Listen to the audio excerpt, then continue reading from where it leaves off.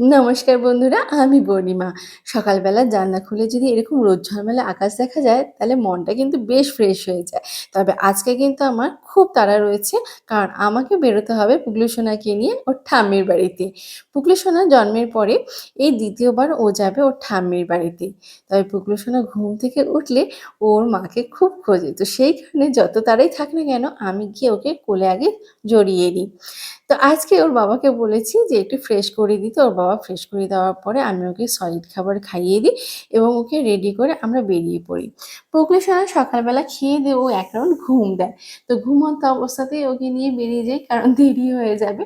কিন্তু বিষয়টা হচ্ছে, ও আগে যখন ওকে নিয়ে বেরোতাম, একদম ছোট্টবেলায় ও বেরোলেই ঘুমিয়ে পড়তো। কিন্তু এখন কিছুতেই ঘুমায় না, গাড়ির আওয়াজে চোখ গোল গোল করে তাকিয়ে দেখে।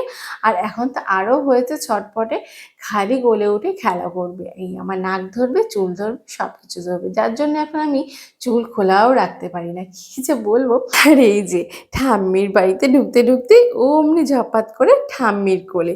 তারাও অধীর আগ্রহে বসেছিল কখন আসবে তাদের দাদুভাই, আর আসলেই তাকে কোলে নিয়ে অনেক অনেক আদর করবে। আর এখানে আছে তার ছোট্ট অলি দিদি, তার সঙ্গে খেলতে বসে যায়। অলি দিদি যা নেবে ওরও তাই চাই। আর এখানে ওর বাবু দাদা ছিল, যে কিনা স্কুলে এসেই অমনি সঙ্গে সঙ্গে ভাইকে কোলে নিয়ে বসে পড়ে।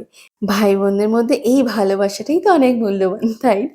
সারাদিন অনেক আদর খেয়ে অবশেষে আমরা রাত্রে ফিরি। রাত্রিবেলা অনেক বৃষ্টি হচ্ছিল বলে একটু দেরি হয় আমাদের ফিরতে। তো যাই হোক, কেমন লাগলো ভিডিওটা অবশ্যই জানাবেন। ভালো থাকবেন সকলে।